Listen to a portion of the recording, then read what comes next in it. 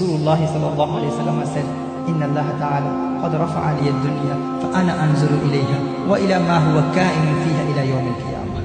Rasulullah sallallahu alayhi wa sallam said, Allah Jalla wa ala raised this dunya in front of me. Raised this dunya. Wa ana anzuru ilayha, and I am looking at it.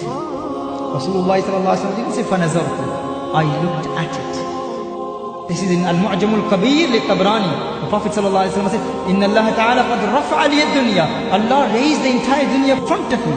Fa ana anzuru ilayha wa ila ma huwa ka'inun fiha ila yawm al-qiyamah ka'annama anzuru ila kaffi hadhihi.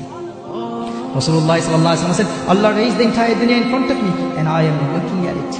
Whatever will happen, whatever will take place till the day of judgment, I am looking at it as I am looking at my hand.